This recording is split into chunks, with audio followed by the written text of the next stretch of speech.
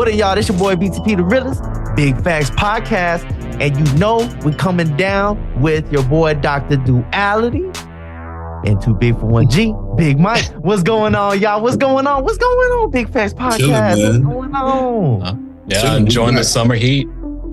It's nice, right? Nice and hot. Hot as fish grease at a Sunday cookout. Yeah, You know, and the I get whole to go time- cook outside. The whole time, bro, got to cook outside in the shade, you know, and the whole time it was winter, I was like, man, I wanted it to be summer so bad. And then the summer gets here and it's like, it's nice. it's nice, you know, but you got to get, you know, from like 2 to 4, 2 to 6, it's just stay inside. It's going to get too crispy. You know, and, you know, we got such a break. We got a really dope, awesome break. Matter of fact, when May hit, it was like freaking 30 degrees in the first week of May. Yeah. You know what I'm saying? Like, and then it went from 30 to 80, and you know, we've been coasting at 80 and low 90s. It's been big blessing. We had a long fall. Yeah. That's weird for Texas. We had an actual fall that lasted longer than a week. We had a long spring that lasted longer than a week. Normally our spring lasts easily, 3 days? and our winter got we got cold. green grass, green trees, beautiful bugs, and then all of a sudden, poof, everything's gone. It's all brown. You know what I mean? But no, it's still green out here right now, and it's pretty cool. We got a little monsoon this summer, so we're gonna get some rain, but I don't think that really helps us. 'Cause we're probably gonna be in triple digits all the way through October, and I feel that way because we got such a break. We were almost spoiled with perfect weather. It's just gonna be hell. It's truly hell on earth right now. It's only going to get hot. It's only going to get hotter. I had a family friend tell me, you know, he was like, man, I'm about to go back working outside. And then he ain't worked outside in almost like 10 years. I'm like, bro, this ain't the same sun. I'll tell you, bro, like that sun looked the same. It's not the same sun. it, but it's not the same sun. Not the same I remember sun from 10 we was years out ago. there together. It was hot. But nah, bro, I do everything in my power to keep my ass indoors. Yeah, you got to do yard work. You go out at midnight now. That's the only time you can do it. Better, and it's still going to be humid as shit. It's all the 84 way. degrees at midnight. Yeah, you got to stay cool. Avoid that heat stroke.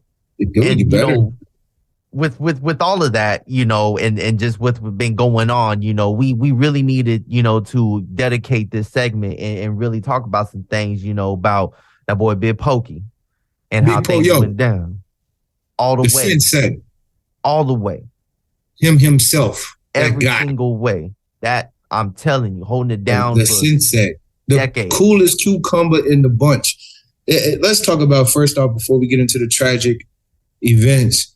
I just want to talk about his music for a second. Yes, I think he had one of the most clarity voices ever. He was like Rick Ross before Rick Ross. There you go. You know, he was Bun B before Bun B. No disrespect to Bun. He was the cool cucumber. You know what I'm saying? Like, and that big growl. You know, he had a big growl on the mic, and he just his wordplay. Let's get into that. Yeah, big wordplay. His delivery was great. His bars was always on time. Even when he freestyled, it seemed like he never could fall off. Right. So it just, you know, like even if y'all go back and listen to June 27th, like he it's like he just couldn't fall off. Yeah, man, Hawk and Fat Pat, like it was like they just couldn't fall off, bro. Like it's crazy. That's his music will ever live on in Texas, man. May he rest in peace and peace and love into all his family, man. We're sorry about your loss. Also, to all the fans out there that really, really rocked with Poyo. If you know who Big Pokey is, then you know that Poyo, Big Pokey, the Sensei, all these people are the same people, the same guy. And serious. And he was talented, bro. Like, I don't think the SUC, let's get to that too. The SUC without key players wouldn't be the SUC. That's why he was the backbone. Without Robert Earl Davis, without Big Pokey, without Fat Pat, without ESG, Hawk, Zero. Zero was one of the youngsters. You know what I mean? He was a youngster. So, you know, all these people in the Screwed Up Clique was definitely necessary. You know, UGK, all these people that was affiliated with the Screwed Up Clique was necessary. You know, like Devin the Dude, Lil O, Troy, It's a whole bunch of unmentioned names. Paul Wall, Chameleonaire. Paul Wall and Chameleonaire should get back together. I'm not gonna tell you. I'm not gonna say it anymore. We're just gonna throw it out there. Paul Wall and Chameleonaire should get back together. I'm not gonna tell anybody else. And just talk real quick with Paul Wall. He actually had a feature with Big Pokey sitting sideways, which actually got him on the Hot 100 Billboard. That was one of the Big Pokey's only placements. The Hot 100 charts. That's one of his only, right? One of his only. Yeah, which was a hit. I kind of missed that. It was all over the radio. When that shit came on, you turned that shit up. And it was this, man, when Polio came on, man, it was just, man. And shout out to the Fuck Action CDs because it's true. Yeah, Sitting Sideways came out in 2005. That was his debut song. That was Paul Wall's debut song. In high school when that came out. You know what's crazy? Paul Wall had all of them songs, including Grills, right? Remember Grills and how crazy that one went? And Grills he said, crazy. You know what? Grills went crazy. If I'm going to come out. He didn't top 100 with Grills. He did. The thing is, though, he said, he was like, you know what? If I'm a debut, it's going to be Sitting Sideways with Polio. I'm not going to drop any other song but that one first because they're going to hear that. And that's one of the most Texas songs you'd ever hear. It's legendary. That's legendary right there. Sitting Sideways. Okay, boys in the days. Huh? But that was 2005. I was a senior in high school at that time, so I definitely was banging it. Man. And I was like in 6th grade. Yeah, you were a pup. I remember that. I remember that. We made it pretty hard for you guys over there in Brandon. Sorry. Now, shout out to the north side. Shout out to the 5-8. So I definitely let's go ahead and get into it. All right. You've all seen the video out there circling around of him taking his last breath.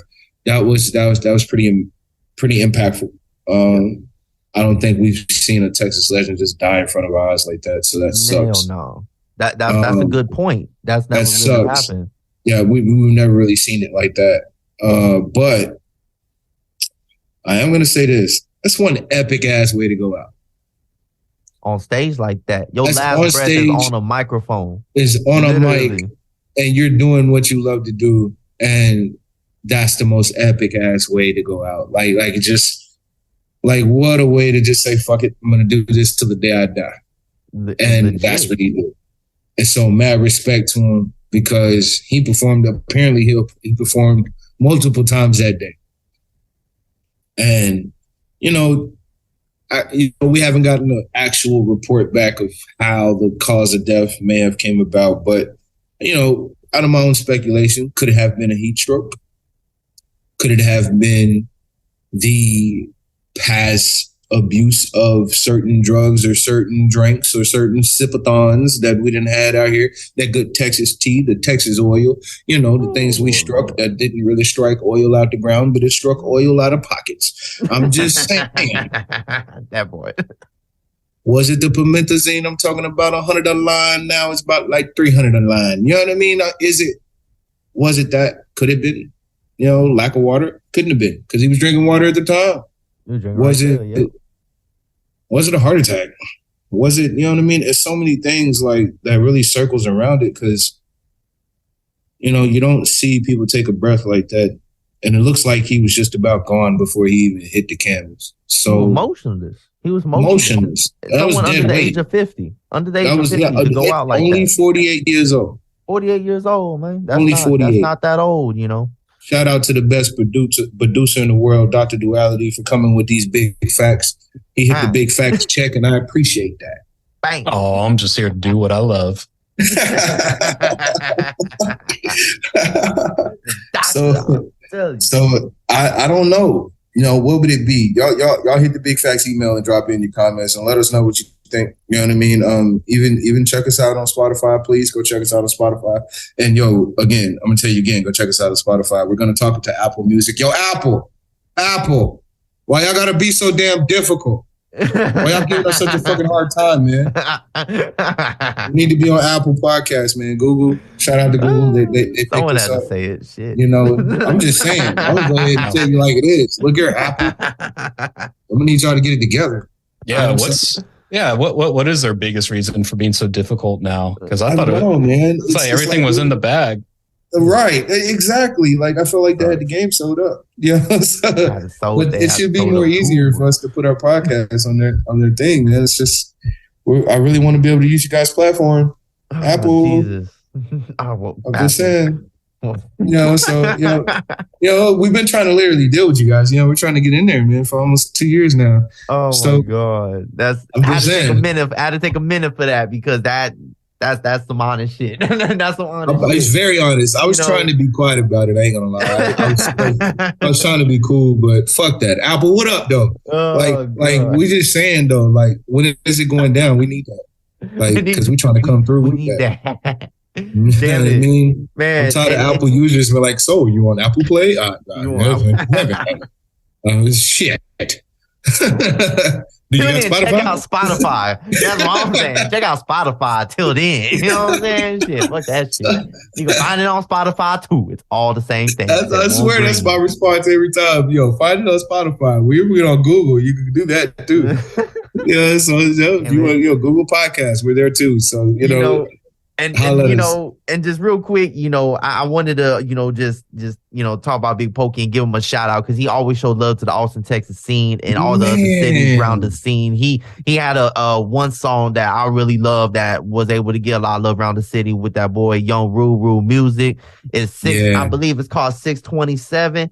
And bro, if y'all haven't checked that out, everybody in Austin, Texas, put that shit on your list. It's called 627 by Big Pokey. That whole go hard. Y'all go check that out. And that with Big Pokey and Rule Music. And him working, just being cool with everybody, and just his sound and how you mentioned Big Mike, his voice and having a voice in hip hop being so important.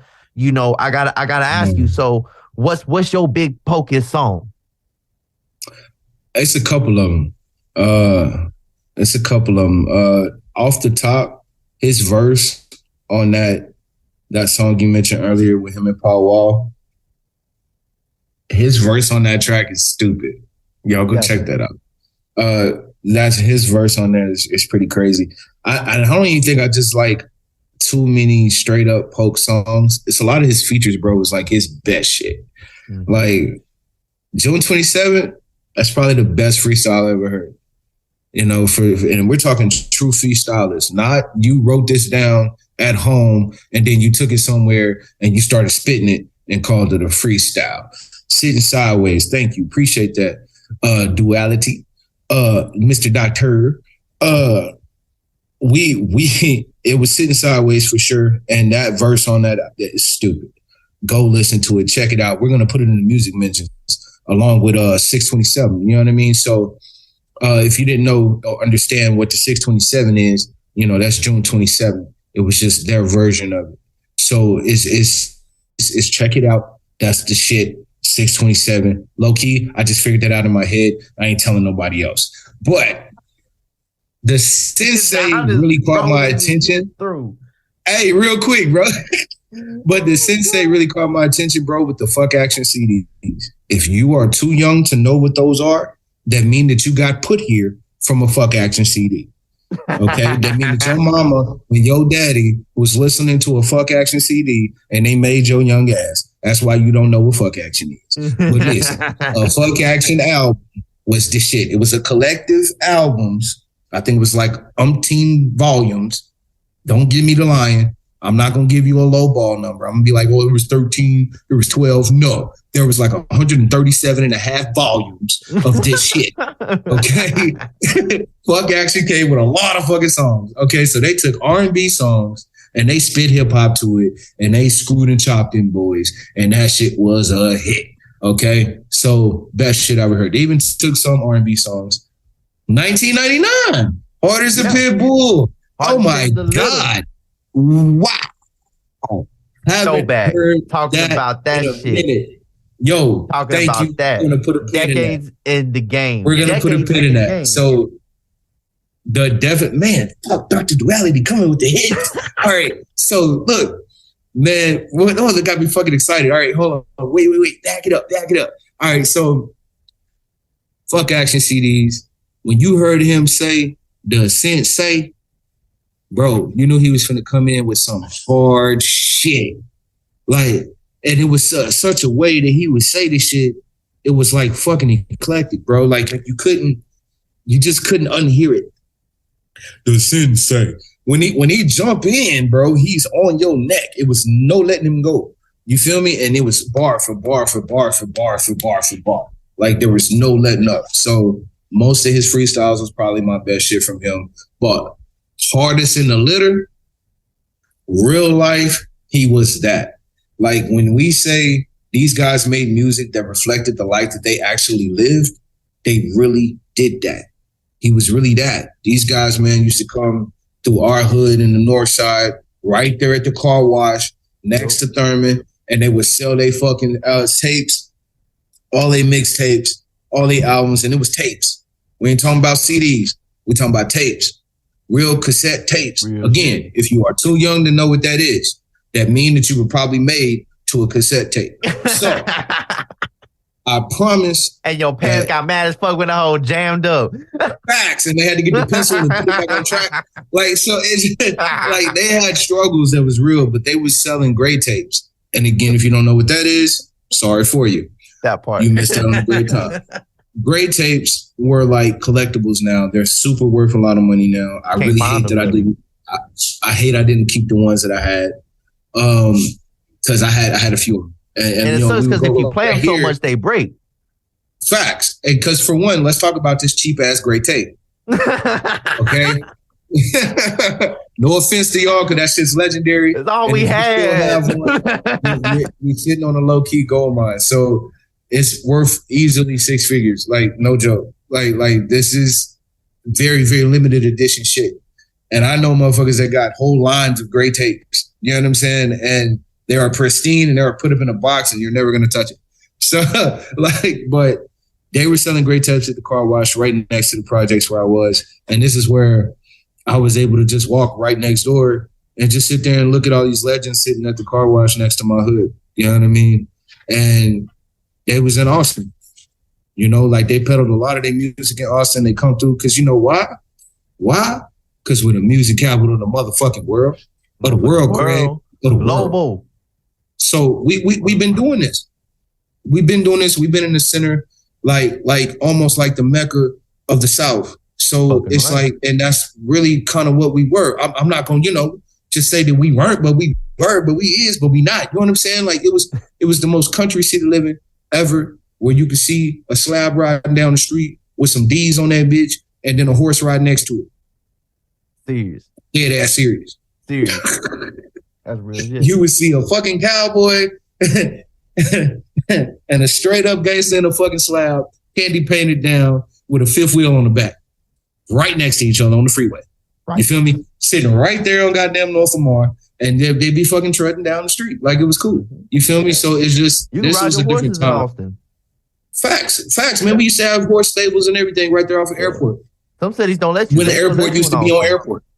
So it's just, I'm a real Austinite, real veteran around here. So I definitely understood them showing us love. And they did. They showed us love back then. I don't know what happened between then and now. We really don't like each other now. I don't know why. But Houston don't like Austin. Austin like Houston. I don't know what the fuck happened. But anyway, whatever.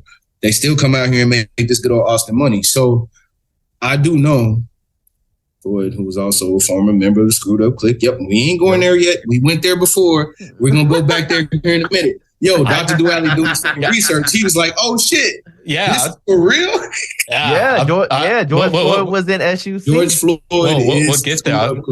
I did not know that. I was like, oh, snap. I was like, that name looks familiar. And yes, indeed. Yes, indeed. When Floyd played basketball, you know what I'm saying? He became very known, but he was actually a really good rapper. And he really ran with the Screwed Up Clique, but he also did a lot of different things. You know what I mean? So he did a lot of different things for the game. He was really good with the music videos. He was good with his cameos. He was good with his acting. I think they were all from the same projects too. They all grew up in the same ward. Yeah. You know what I mean? So they all grew up on the same side too. Yeah. You know what I mean? So it's just, like they all really come from Houston. So it's just, it was that's crazy. That's crazy how that turns out. Like how the whole touched the world, man. Third ward. Yeah, third. Yeah, they grew up in the same ward. That's what I figured. They grew up in third ward. I remember, man, when Mayweather bought him that casket, that golden casket, and I'll never forget what that preacher said. He said, they say nothing good ever comes out of third ward. Well, they also said nothing good ever comes out of Nazareth. And he was able to put that shit together. And it's honest, you know what I'm saying? People don't understand that poverty I ain't gonna lie, man. was looked upon. I still don't go to third ward. And a lot of people still don't go to Thurman.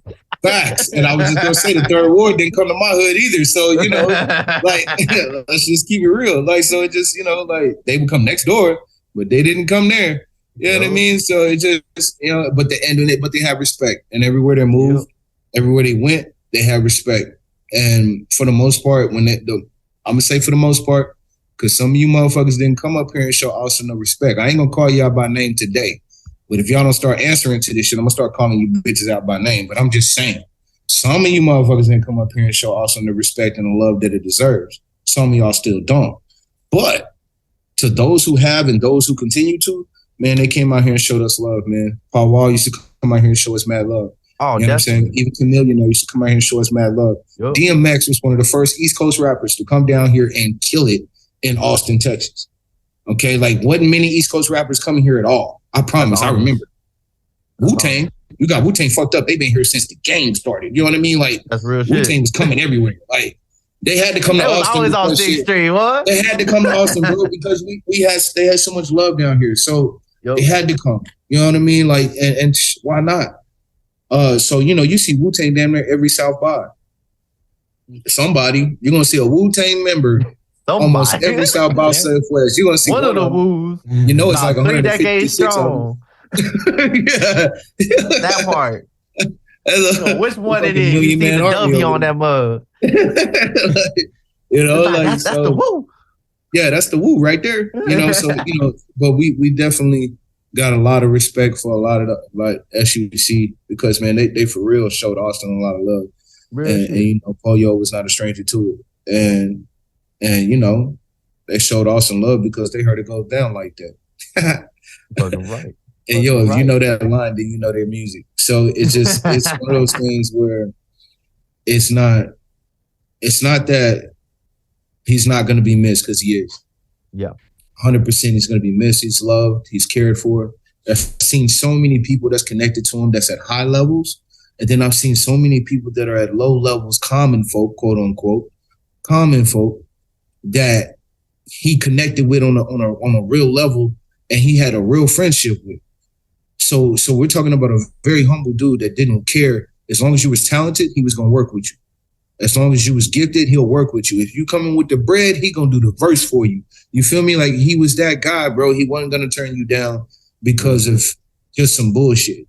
You know what I mean? So mad respect to him. And I hate that it came down this way, but what a fucking epic ass way to go out.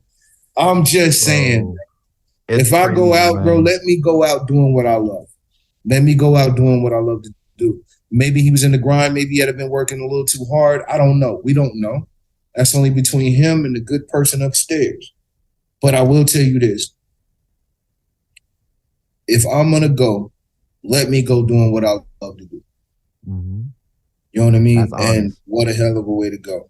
At least it wasn't a fucking gunfight or a fucking stabbing. Something malicious. And we see that so much in hip hop. And we've said it in so many past episodes. And this time around, although it's tragic, it happened on Father's Day weekend. Him being a father, so it must have been tragic.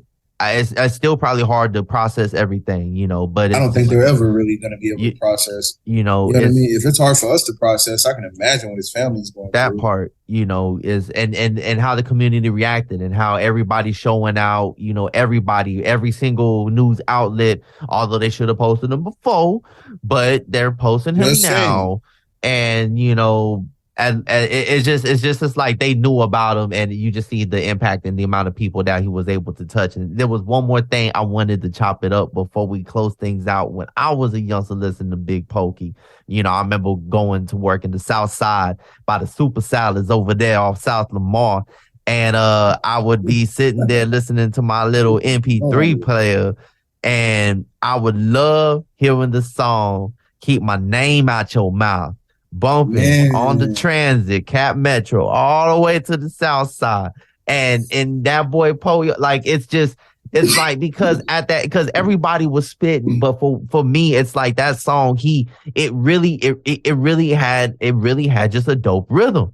It just everything about it, and it was bars. Motherfucking name out your mouth. You know what I'm saying? Man, that was my shit. Hype. What? Hey, he had so much fucking tracks, bro. He had a lot of tracks, man. Like everywhere. He had a lot of tracks, bro. Not even talking about the features, because I don't know if his count features them. are endless. You know what I mean? But he had a lot of tracks. It's just his own albums. Man, he put out a lot of tracks, bro. How many albums did he put out? How many albums did he put out? We're gonna check the big facts on that. We're gonna check the big facts on that. Of all the music, though, he did get featured with the Billboard 100. So that's one for sure with the Sin. That's one for sure. Paul Wall. I don't know if he had anything of his own that topped the Billboard that ever topped anything. I don't think so. I don't think so. But he got a lot of gold records though. Oh yeah. Oh, for sure. Like we got a lot of gold records though. And everybody don't get them. They don't just hand them out. Nah, they don't. And this was back in the whole different era.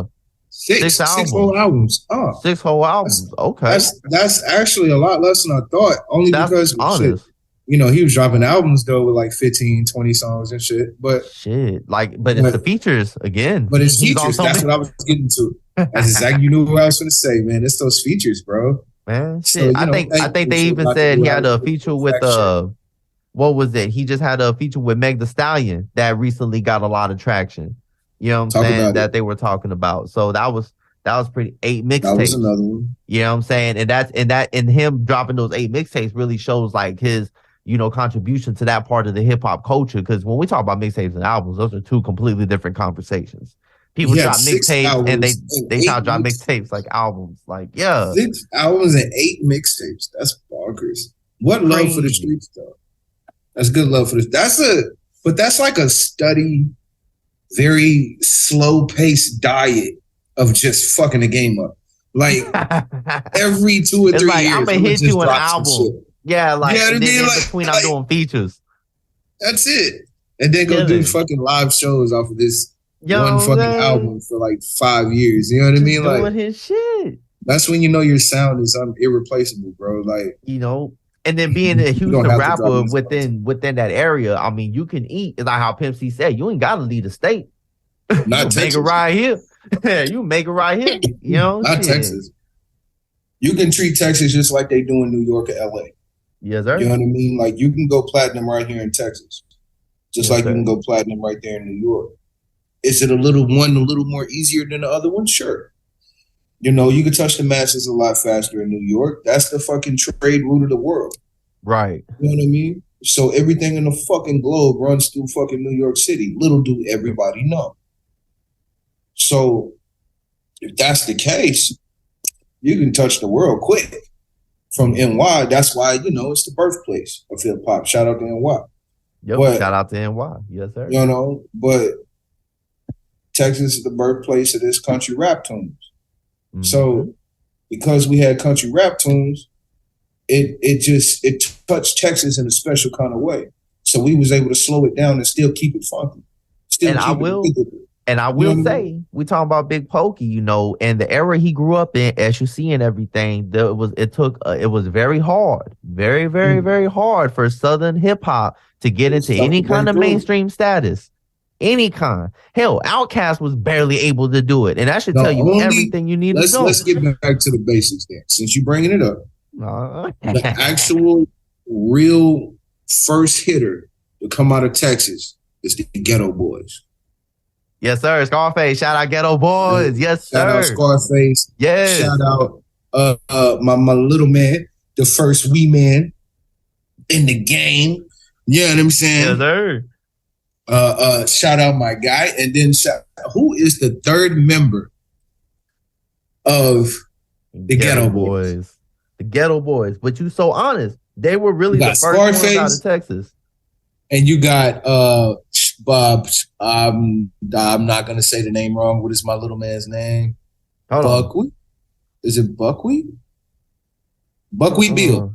Yeah, it's Bushwick Bill. Bushwick Bill, Scarface, Bushwick Bill. Willie D. Willie D. Yes. That's the name. Fucking Willie right. D. Willie D. Willie D was a key contributor to the Screwed Up Clique as well as Scarface. Word, you know that's honest. They helped set down a lot of roots. They helped set down a lot of understanding. They helped them get into the game. They helped them move a whole lot. Original Ghetto Boys consisted of Raheem. Boxing, Sir Rap a Lot. Sir Rap a Lot. There's that name again. So shout out to Rap a Lot Records. You know what I'm saying? So we back to Rap a Lot Records again. Like you just the foundation. Like, that's crazy, man. And it all sets up, you know. But they were the original ones. Was the real thing, and that was how Texas was able to kind of break through. And as you see, really, we keep skipping over them. Like, let me ask you though, because I'm a youngster though. Oh, go ahead. What's up? What's the question? So, were Ghetto Boys really mainstream like that? Oh, big time. What? Like Outkast. Mom playing tricks on me on the radio every day. Listen, yes. Look it up. What part of the charts did they top out at with My Mom's Playing Tricks on? Number 1. And then it was 23 on the Billboard Hot 100. Okay. So therefore, the Ghetto Boys was the first mainstream to come through. I say that, because they hit those platforms. It was 100% the first mainstream. And we're talking about the 80s, bro. We ain't talking about this the 80s. Through in the 90s. That's the 80s. Real shit. All right. And that was 1991. Like right there, yeah. All right. So 91. 91, I'll take that. That's 91, but they go back to the 80s. And if that's the case, that was 91. Yeah. Then when did UGK break in?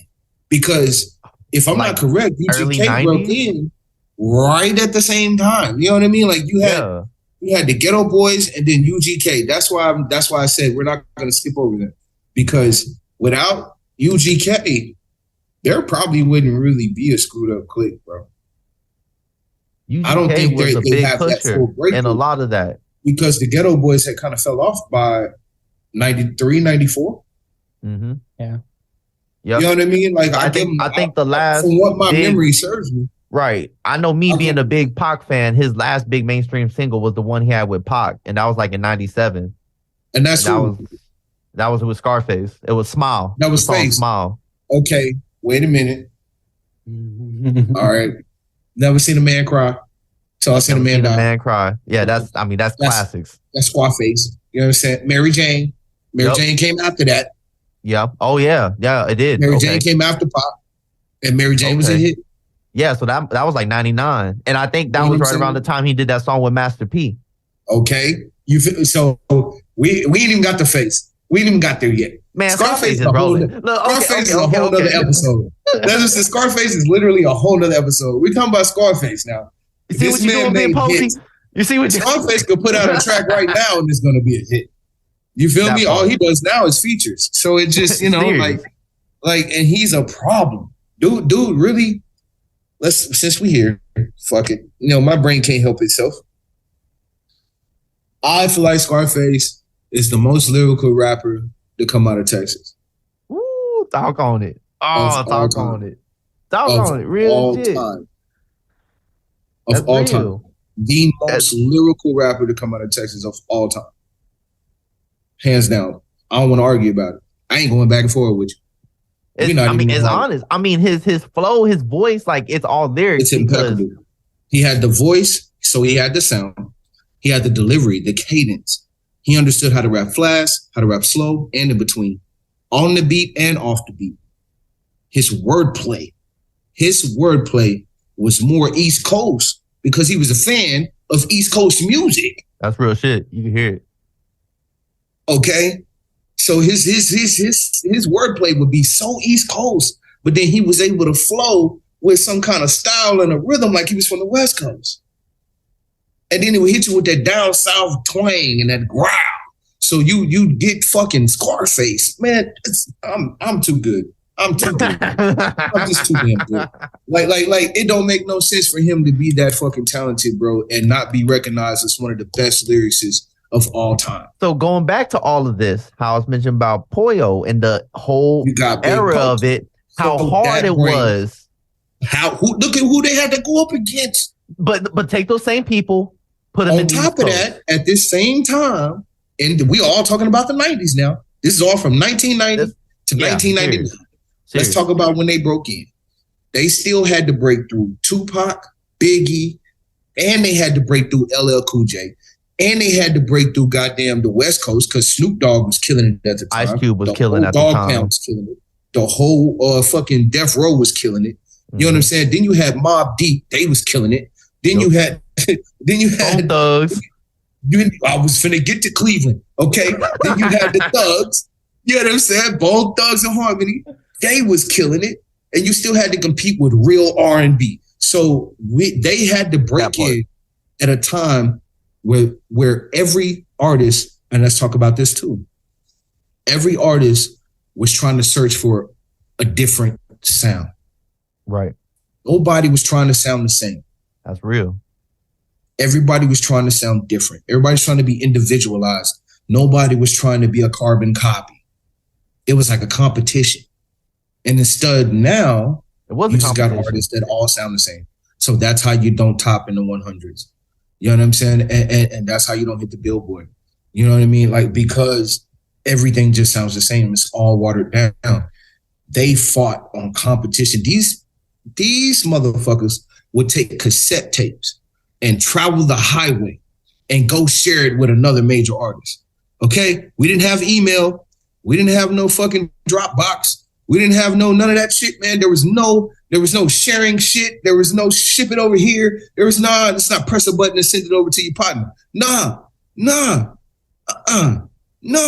They were recorded on a fucking cassette tape and hit the highway like it was good dope. Like they would traffic that shit like it was the best dope on earth. Serious. And it was fucking music. They was doing this shit to set the music to the next person, hearing it in the boombox days. You ain't lying, because that's what it was. It was boombox days. It was the days of really putting in the work to get your music out. They used to go stand on the street corner and sell CD for CD. Yeah. They would be outside of their concerts. We're talking about major artists. We're talking about being outside of their concerts, selling CDs. This how you chop no more. Can't do that shit. Mm-hmm. Can't do this shit no more. First off, you might get dropped dead in the front of your fucking show out here trying to sell some goddamn CDs. Now or trying to, sell fucking digital copies. So it just, like scan QR code.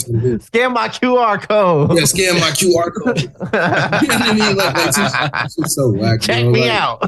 Check me out. It's such a shitty way to do music now. And then they hear your music and you get paid a 1/100th of a penny as opposed to the $5 you get back in the day. Come on, bro. Let's talk about it. So they were breaking in at a time that music was unreal, bro. Like it was a privilege to earn that right to be an artist. You had to have talent. You had to have hard work. Nowadays, dude, you can be talentless and be famous. Shout out to Dr. Duality with the great one-liners. And no joke, like the only thing you need now is a Facebook, an Instagram, or a fucking Snapchat, and you can become famous. And you don't even have to be able to put good music together. So it's just like we really don't have quality control. Mm-hmm. We need some kind of quality control. We need somebody to say, okay, enough is enough. Like let's not do this shit anymore. Mm-hmm. And you can buy likes, you can buy subscribers, you can buy viewers, you can jack your shit up to the millions. And next thing you know, you're fucking social media famous. Mm-hmm. And quote unquote, I wish y'all could have seen those air quotes. They were huge. All right. So, and it's honest. And it's to a point to where a talent like Big Poyo would be lost because of the oversaturation. So of because Pokey he was a performer. Have you ever heard him just completely? I'm sure he had times where he had to put his lyrics on, especially at his older age. But I remember seeing these guys that Jump On It. Shout out to Jump On It. was a good opportunity for a lot of us youngsters to see some of the artists that we grew up, listening to, and we were able to see them come to Jump On It. Jump On It was a spot, used to go down in Givers Park here in Austin, and it's still apparently still a thing. But I'm not gonna say it was always the best thing. And I'm definitely not gonna say always the best things went down there. But it was an opportunity for us to see a lot of artists that we probably wouldn't have had an opportunity to see in their element, see them perform. And I got a chance to see a lot of the Screwed Up Click members perform at Jump On It. You know what I mean? So, and they would definitely come out and do their thing. Pokey was not a performer that was going to give you some watered down shit. He was going to perform. Right. He going to perform. You know what I mean? Big fella was going to spit. You know what I mean? And so go back, check it out. I'm sure it's videos upon videos now. So go check it out, man. Big fella was going to spit. And he's one of those rare artists that still sounds like him when you see him live. Yeah. And I say that sparingly because that's one of those rare artists because that's not common. Mm-hmm. There's a lot of studio magic happening nowadays. Gotta. It's like how my professor say they doing the statistical magic. They're making these numbers look like this and that. And it ain't really like nah, man. Like some of these people get in the studio, it's one of my rules. Here, big facts. If you get into the booth and you can't do what you did on the booth live, then don't do it in the booth. Don't do it. How you gonna perform it? How you gonna perform it? It's gonna be different off rip. It's gonna be complete. The timing, you might have to take a word or two out. You don't even know it. Just to even do it live. You know what I mean? Like you're gonna die before you get the rest of those words out. You know what I mean? Hey, bad timing. I know. Sorry, bad joke. It's no knock on Polio. Ain't got nothing to do with him. I don't think his performing had anything to do with him passing. I think it was just we're talking about guys that sip promethazine, bro, for years. Yes. We're talking about you sipping codeine for fucking, 20, 30 years or, whatever the case may be, 10, 15 years. Like, it's one of those things that ain't going to do your body no good, either whether it be the long run or later. He probably didn't do it anymore, which I don't believe he did. I don't know. I don't know his personal life, but I do know that either way, you break your body down over time, even with a lot of drugs. Like you take an alcoholic, let's say a drinker, not even alcoholic, just a drinker. I'm a weekend social drinker.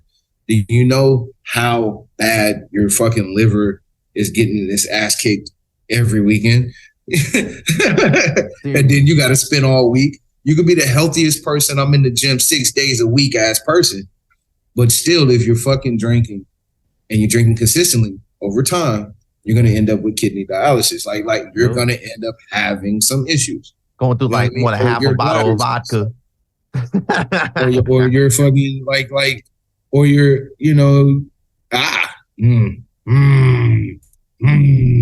Dr. Duality coming in with the clutch. All right. So look, hey, June 27th, Big Pokey section. Like that Poke killed that shit. That was like one of my best going on ever verses. That's probably my all-time favorite verse. And I want to know yours. Like, I want to know you guys first, your all-time favorite verse of Big Pokey or your all-time favorite song or even your all-time favorite appearance. So anytime that you ever met him, like, y'all hit the Big Facts line, man. Let us know what's up. As in the Big Facts email, assholes. So I need everybody, if you get a chance at some point today, or at some point when you hear this fucking podcast, or you sit up and you see my pretty face, and you say, I'm going to listen to some fucking Polio today. If you've never listened to him before, if you don't know his music, and you haven't heard anything, go listen to some Big Poke. You'll understand why they call him Da Sensei. Okay? Yes, sir. Polio today. Get some Polio today. Or tomorrow. Just immediately. Put some Big Pokey in your life, man. You need it. Crazy lyrics, dude. Yeah, crazy. Crazy. Yeah, no, you can't. Dr. Duality. He said Dr. Duality feels like he can't say half of his lyrics. No, you cannot. But you can in the privacy of your own home, Dr. Duality. Yeah. No, I'm just going back through them, man. And it's dude, it's like I'm like all that's I was like, Man, freaking lyrical genius, man. Reminds me of like something might upset some people, but Freddie Mercury, just like the brilliance behind the lyrics. I'm just like, and it's just so in depth. It is, and you have to understand some of these metaphors and some of these old sayings and some of these ways that they put their words together. That's some true Texas shit. Like you got to, and if you're not from Texas, you just don't quite understand what the fuck they're saying, and that's probably because that's some seriously Texas way of thinking. You know what I mean? Not just a way of thinking, but a culture of living. And some of these lyrics, man, are so in depth, dude. Like, and that's a Murray. You said Keith Murray? Oh no, I was saying Freddie Mercury from Queen. Freddie Murray. Excuse me for that. That complete fuck up. Freddie Murray to Keith Murray. Like that's way off. All right. Tell me about Freddie, man.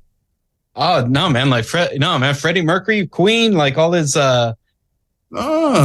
Yeah. Shit. Brain fart. My bad. Yeah. Okay. My bad. Complete brain fart. That's on me, y'all. I am truly a music connoisseur. I actually like Queen, so it's kind of fucked up that I didn't actually put one and two together. My bad. It's on me. All right, so motherfucker, yeah, what a comparison. Dr. Duality, you are pretty good, sir. That is a good comparison. I don't understand why you feel like people should get mad. Nobody better not get mad. They get mad about that,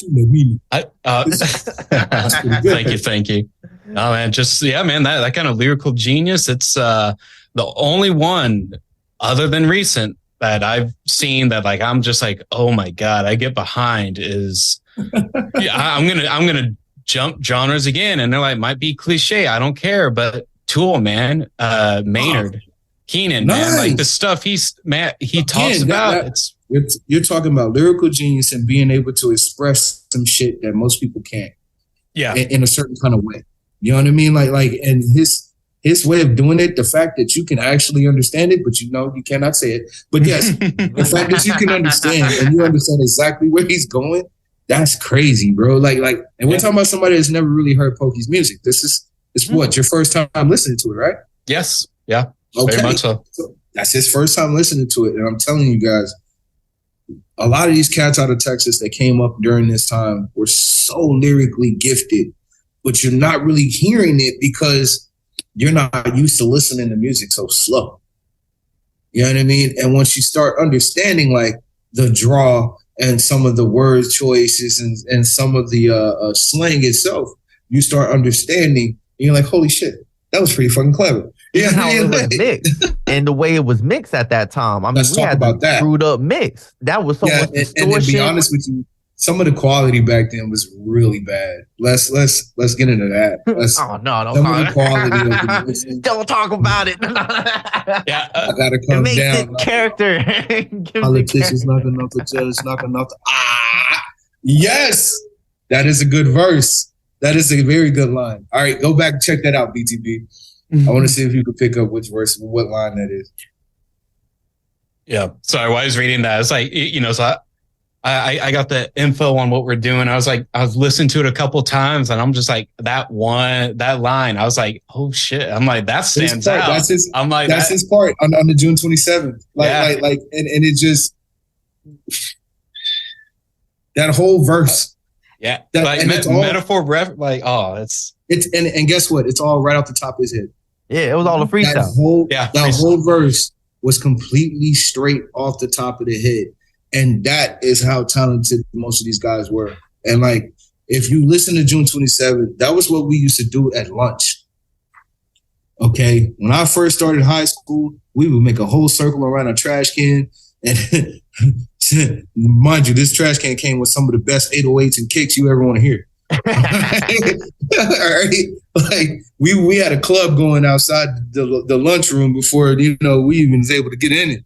So we would freestyle, man. And I'm going to tell you right now, if you walked up to this circle and you start saying, man, I'm going to come through. If you started like that, we booed your ass the fuck out the way.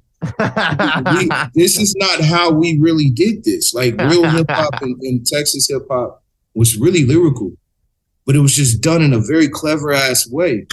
You know what I mean? Like, so we would use metaphors and, you would be like this and like that and like this, but it's still Texas, bitch, and we rep your soul. Like, it was different. You know what I'm saying? Ripper Man, Ripper the Kid. It's Big Mike, too big for 1G, doing your ass in. And this is what I did. Like, you know what I'm saying? Like, as a 14-year-old. You know what I'm saying? As a 13-year-old. And it was because we were listening to these fuckers being lyrical as shit. You know what I mean? When they said they was coming down and doing something. They came with a whole nother metaphor. You know what I mean? Like it was when they was coming through, and you knew they was coming through your block and they was gonna break your shit down. Whether they was beating your pictures off the wall or knocking those down. Understand what I'm saying? Like, this is what they did. Their music drove a culture in my world, in my time, where life was fucking fun to live. And it was all about the nice cars, and it was all about the flashy clothes. If you wasn't dressed in FUBU, you really was lost out here. So, like, it was a lot fucking simpler back then. Dr. Duality, life was so much fucking better because it was so simple. Like, you didn't worry about what everybody thought about you. Nobody cared about what you said. You could say whatever you want. Just don't fucking touch me. Like, that was what it was about. You know what I mean? Like, I didn't care about words, you sensitive ass children. Like, this is what I say to the society now, you sensitive ass children. There is no reason to be that sensitive. These motherfuckers didn't care about words, but they would take their words and make them clever, and they would make them distinct. They would use their lyrics to be able to express their world around them in a way that nobody else could. They would paint a picture like fucking Picasso.